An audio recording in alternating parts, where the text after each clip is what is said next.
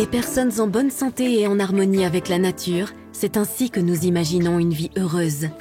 En réalité, une partie non négligeable de la population mondiale souffre de malnutrition ou souffre de faim. On souffre de faim lorsque le corps n'a pas assez d'énergie. On parle alors aussi d'un déficit calorique chronique. En raison du manque de variété et de la mauvaise qualité des aliments, l'organisme manque de protéines ainsi que de vitamines et de minéraux essentiels lorsque l'on souffre de malnutrition, bien qu'ils soient suffisamment fournis en calories. Quoique plus difficile à détecter, la malnutrition n'en est pas moins dangereuse que la faim. Elle peut entraîner des maladies et des troubles du développement. Les femmes enceintes et les enfants sont les plus touchés. Ils ont besoin d'une quantité particulièrement importante de nutriments. Une alimentation et des pratiques d'hygiène incorrectes augmentent de plus la faim et la malnutrition. Ce ne sont pas seulement des personnes individuelles qui sont touchées, mais des régions entières.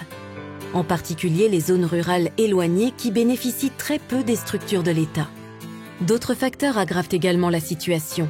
Un taux de natalité élevé, des conflits locaux ou zones de guerre, et les effets du changement climatique. Les risques naturels tels que les fortes pluies ou les sécheresses sont de plus en plus fréquents et entraînent de mauvaises récoltes. Tous ces facteurs affaiblissent considérablement la sécurité alimentaire des ménages. Nous voulons atténuer les effets de ces facteurs et nous nous efforçons de faire en sorte qu'une quantité de nourriture suffisante soit accessible toute l'année, ainsi que de renforcer la résilience des personnes touchées. En 2015, les pays de l'ONU se sont mis d'accord sur les 17 objectifs de développement durable, ODD en abrégé. Grâce à un engagement commun, les inégalités doivent être durablement combattues et le changement climatique atténué d'ici 2030. La faim et la malnutrition font partie des principaux défis des ODD. Ce n'est qu'en les surmontant que l'on pourra atteindre beaucoup d'autres des objectifs. Faim zéro. L'ODD 2 vise donc à éliminer la faim, à améliorer la nutrition, à garantir l'accès à la nourriture ainsi que sa disponibilité et à promouvoir une agriculture durable. Aucun acteur n'est en mesure d'atteindre la faim zéro tout seul. Les gouvernements, la société civile, la science et le secteur privé doivent travailler ensemble, investir et innover pour créer des solutions durables. Le mouvement pour le renforcement de la nutrition, Scaling Up Nutrition, par exemple, reprend cette approche. Les différentes parties prenantes sont réunies au niveau national et international en réseau. Les États du G7 se sont fixés pour objectif de libérer 500 millions de personnes de la faim d'ici 2030. L'Allemagne a lancé l'initiative spéciale Un seul monde sans faim pour atteindre cet objectif. Dans le cadre de cette initiative, le programme mondial Sécurité alimentaire et renforcement de la résilience se concentre sur les femmes en âge de procréer et les enfants jusqu'à 2 ans dans les zones rurales d'Afrique et d'Asie. Cette partie de la population souffre particulièrement des conséquences de la faim et de la malnutrition. Le développement mental et physique des enfants qui ne sont pas suffisamment bien nourris au cours des 1000 premiers jours de leur vie en est fortement compromis. Seul un corps sain peut développer pleinement son potentiel. Une bonne alimentation dépend de nombreux facteurs. Des secteurs tels que l'agriculture, l'hygiène, la santé et la sécurité sociale doivent s'imbriquer afin de garantir que les personnes puissent manger suffisamment et sainement toute l'année. C'est ce que nous appelons une approche multisectorielle. La stratégie de ce projet à niveau global comprend donc, par exemple, des mesures de formation sur les techniques agricoles et la préservation des aliments riches en nutriments, à l'hygiène, notamment dans la préparation des aliments, et à une alimentation adéquate des enfants au cours de leurs 2 premières années de vie, ainsi que des mesures pour la sécurité financière des ménages et l'accès aux aliments les plus essentiels. Diverses formations transmettent les connaissances qui manquent sur une alimentation saine et sur la mise en œuvre individuelle. Et c'est ainsi que cela se présente en pratique.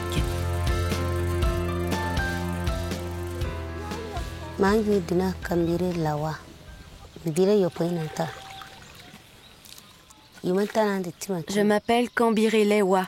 J'ai 7 enfants. Je suis dans le projet depuis 3 ans. Nous, les femmes, nous nous sommes organisées et avons commencé à cultiver le jardin.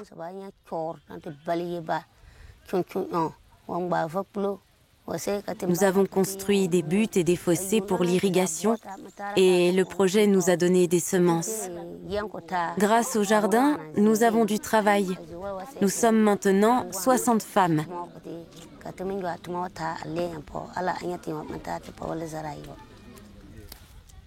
Le personnel du projet nous donne des conseils pour le jardin et cela nous plaît beaucoup.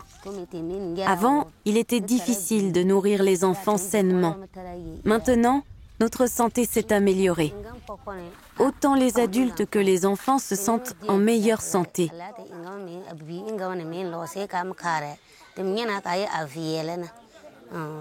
Nous vendons ce que nous ne consommons pas nous-mêmes. Nous réutilisons ensuite la moitié de nos revenus pour le jardin.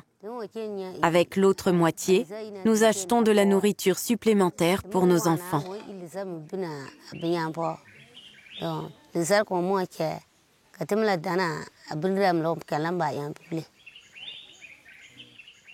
Moi, je suis M. Traoré Draman, agent d'agriculture à la direction provinciale de l'agriculture, projet d'amélioration de l'alimentation, de la nutrition et de l'hygiène en milieu familial. Je pense que ça s'inscrit dans le cadre de l'amélioration de la nutrition en milieu familial dans les communes.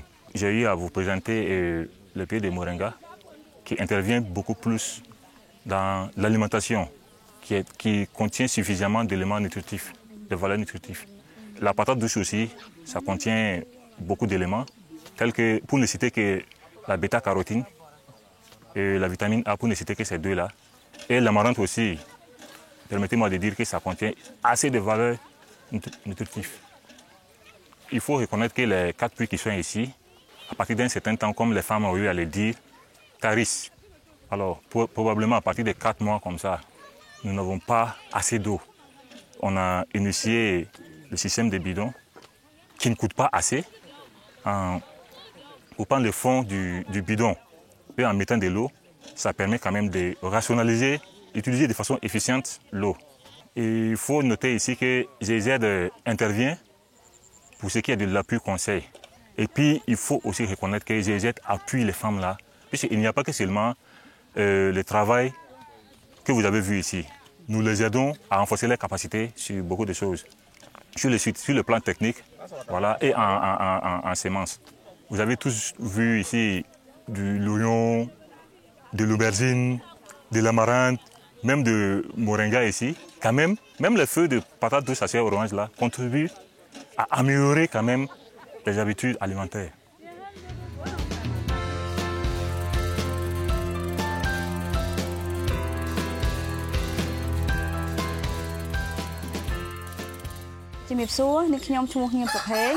Je m'appelle Sokeng. Je suis infirmière au centre de santé de Dong Toi.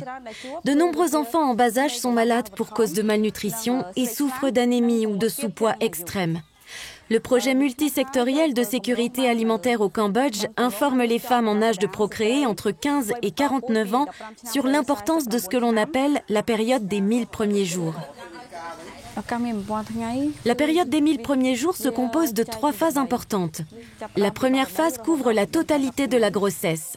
La deuxième phase couvre les 6 premiers mois, lorsque le bébé est encore entièrement nourri au sein. La troisième phase couvre la période comprise entre le 6e et le 23e mois, lorsque le bébé reçoit des aliments complémentaires en plus du lait maternel. Le moringa fournit à la femme enceinte et à l'enfant tous les nutriments importants. Il est bon pour les os, favorise la circulation du lait, prévient les maladies et est bon pour les yeux.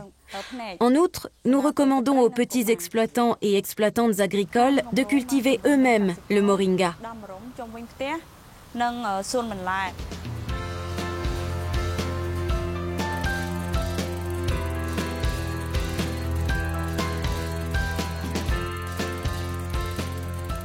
Je me nomme Mireille Tchendrevego. Au cours de ces animations, nous mettons un accent sur les pratiques d'hygiène qui ont un lien avec la nutrition. Il s'agit notamment de la gestion de l'eau potable, de la collecte jusqu'à sa consommation, en passant bien sûr par le transport et la conservation. On a aussi les aspects tels que le lavage des fruits et des légumes avant leur consommation. Et aussi, on met un accent sur le lavage des mains. Cette campagne est composée de plusieurs activités de communication. On a notamment la sensibilisation de groupe avec des supports imagés qui sont assurés par nos animateurs au niveau du terrain. Nous travaillons avec une association locale qui met à notre disposition des animateurs qui sont chargés de la mobilisation sociale, mais aussi d'organiser les activités de communication et au niveau communautaire.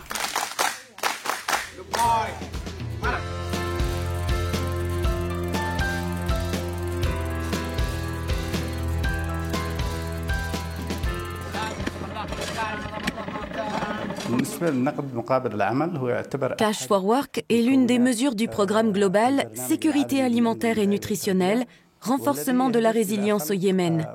Il vise à créer des emplois pour les familles souffrant d'insécurité alimentaire. Dans la première phase, nous travaillons au déblaiement et à la préparation de la route. Le salaire mensuel est de $100. J'ai utilisé ce salaire pour acheter de la nourriture pour ma famille, comme du blé, du sucre ou de l'huile. Un certain nombre de mesures accompagnent le projet Cash for Work. Il s'agit notamment d'ateliers sur la santé, l'hygiène et la nutrition qui sensibilisent les participants et participantes à ces questions.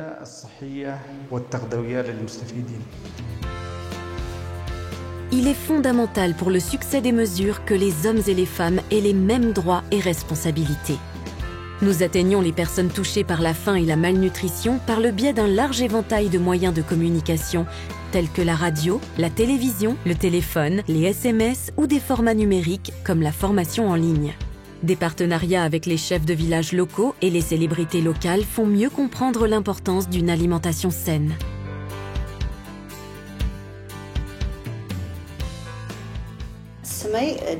Je suis chanteuse et je m'appelle Malet Gebreguirogis. Je suis née et j'ai grandi dans la ville de Mekele, dans le Tigré. Je suis ambassadrice pour la nutrition. Ce n'est pas la tâche d'une mère d'élever seule un enfant en bonne santé.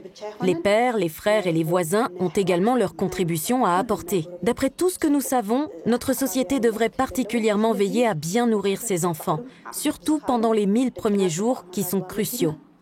Ce n'est que de cette manière que nous pourrons favoriser l'émergence d'une génération d'hommes et de femmes capables de construire l'avenir. Si les approches au niveau des villages se sont avérées efficaces, elles sont ancrées dans des stratégies ou des législations suprarégionales. La coopération avec les différents acteurs politiques permet ainsi de mieux prendre en compte le thème de la nutrition dans la politique des pays respectifs. La sécurité alimentaire et la qualité de la nutrition se sont manifestement améliorées dans un nombre de nos zones de projet depuis 2015. Ce sont surtout les ménages qui bénéficient de mesures régulières et diverses. Ce n'est que par un engagement commun que nous pourrons atteindre les objectifs de l'Agenda 2030 et libérer des millions de personnes de la faim et de la malnutrition.